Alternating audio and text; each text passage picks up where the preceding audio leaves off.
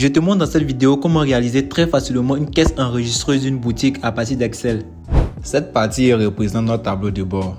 Donc pour enregistrer une nouvelle facture, il suffit juste d'appuyer sur le bouton facture.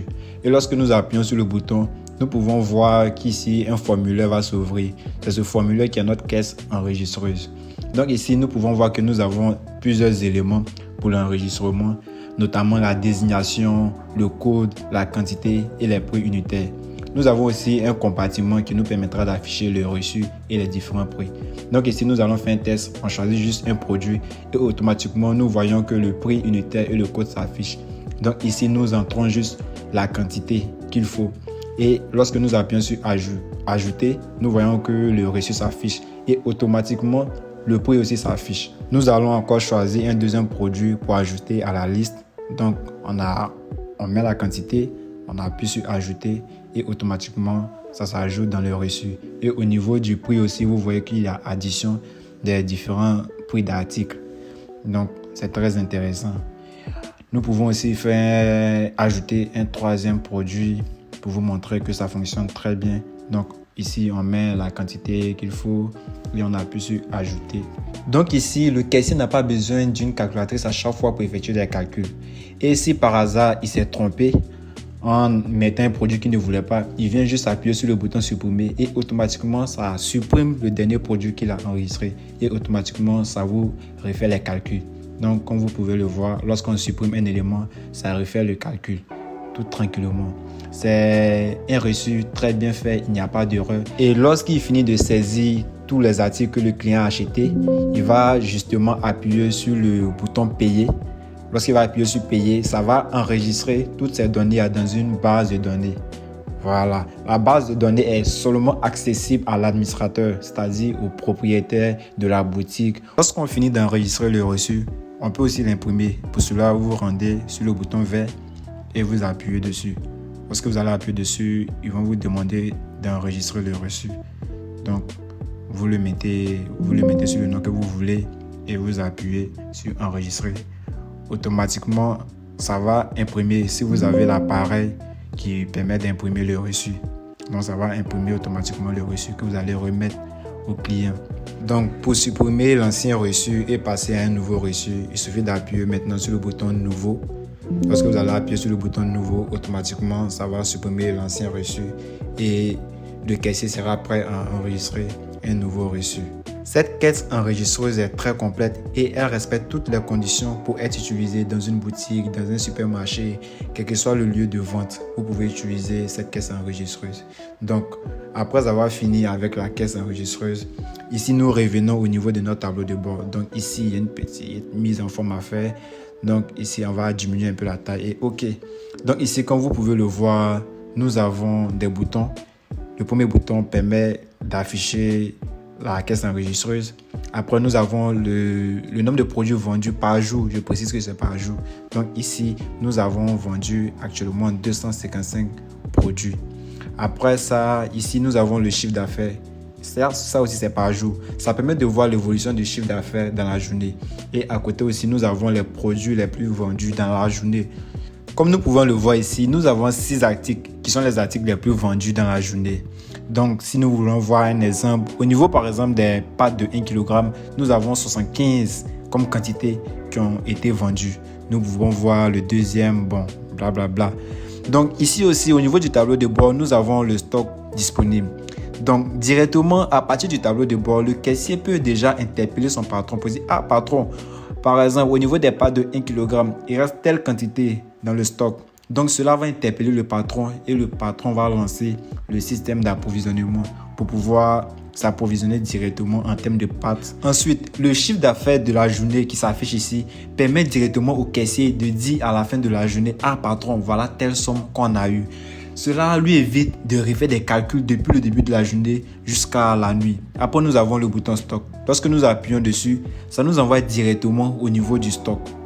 Donc ici, nous pouvons voir les différents articles que nous vendons, les différentes catégories, les stocks de base et les stocks disponibles. Donc ici, nous avons pris des nombres comme ça, vu que c'est juste un exemple. Au niveau des dates de mise à jour, c'est très important. Je vais vous expliquer après pourquoi c'est très important. Car c'est au niveau des calculs que nous avons effectués, ces dates-là sont très importantes. Ensuite, nous passons dans la feuille admin. Cette feuille nous présente le tableau de bord de l'administrateur. Ce tableau est uniquement, ou je dirais, cette feuille est uniquement accessible par l'administrateur.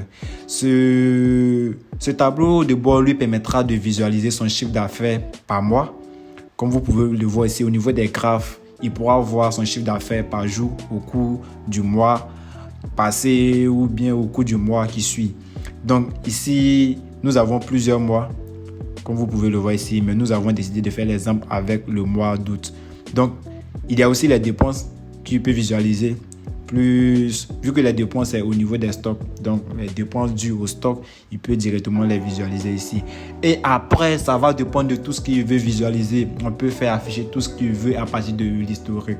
Et tout fonctionne à partir de l'historique.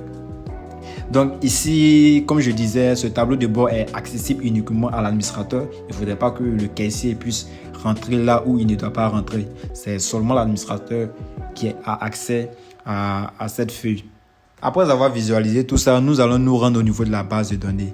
À ce niveau, nous avons mis un code pour éviter au caissier de venir par exemple supprimer un élément ici afin de donner de fausses informations à son patron le soir. Donc ici, l'historique est verrouillé et c'est l'administrateur qui a seulement le code. Donc ici, nous avons mis un mot de passe comme ça, juste pour faire la vidéo, mon mot de passe.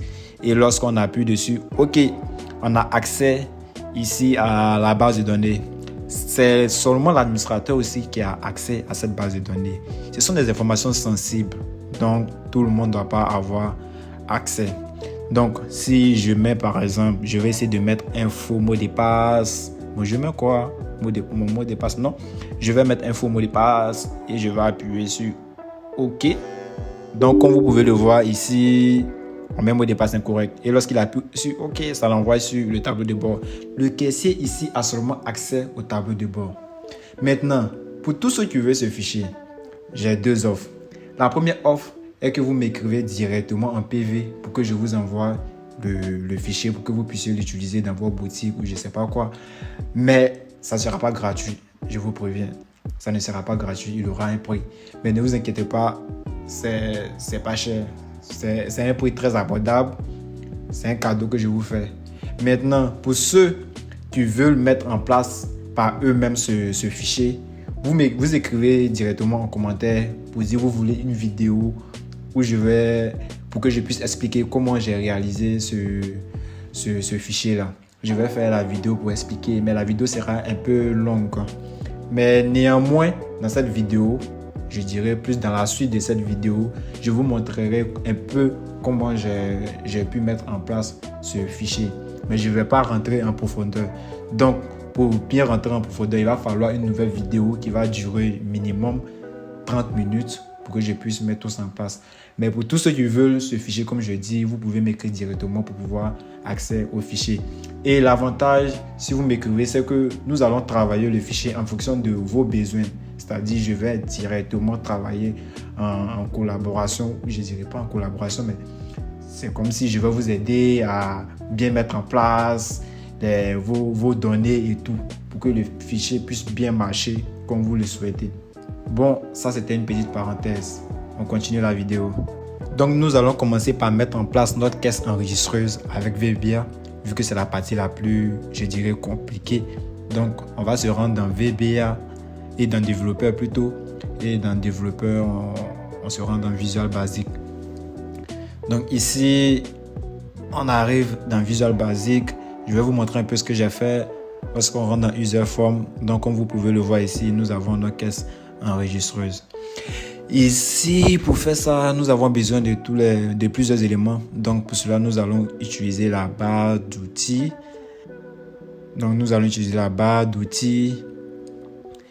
Ici, pour écrire par exemple la caisse enregistreuse, ici c'est un label qu'on va utiliser. Un label ici, c'est ce qui va permettre de réaliser par exemple des écritures ou d'afficher par exemple des textes, de l'heure et tout. Donc ici, vous prenez juste vous collez et ensuite vous pouvez modifier le nom. Donc à côté ici nous avons les différents paramètres du label. Donc ici on va chercher d'abord à changer la police. Donc vous avez vu où j'ai appuyé. Donc ici vous choisissez la police que vous voulez, la taille, si vous voulez que ça soit en gras ou non. Donc vous appuyez sur OK et ça va modifier automatiquement. Vous pouvez changer aussi le fond. Donc vous changez le fond ou bien même vous pouvez changer la couleur de l'écriture comme moi je l'ai fait ici. Bon, bref, après ça, nous avons utilisé quel autre élément? Nous avons utilisé par exemple les combo box. Donc ici au niveau des combo box, vous allez voir c'est écrit voilà combo box. Vous prenez ça. C'est ce qui permet d'afficher une liste par exemple. Voilà. Donc vous prenez ça, ça vous permettra d'afficher une liste. Maintenant après pour l'affichage des listes, il faut rentrer dans le code pour pouvoir implémenter. Maintenant au niveau du bouton ajouter par exemple. Bon, pas ça d'abord. Au niveau des textes, de la colonne où on va mettre les textes, on appelle ça text box. Donc, au niveau de la barre d'outils, vous allez voir text box. Vous appuyez dessus et automatiquement, vous venez cliquer, vous venez déposer ici, ça vous affiche le text box. Après ça, il y a aussi quel élément pour la facture. Ici, j'ai utilisé aussi la text box pour le bouton ajouter. Ce sont j'ai utilisé l'élément command button. Donc quand vous allez venir ici, vous allez voir l'élément command button. Donc après ça, après avoir effectué, je dirais l'affichage ou bien la mise en forme de votre user form, il va falloir rentrer maintenant le code.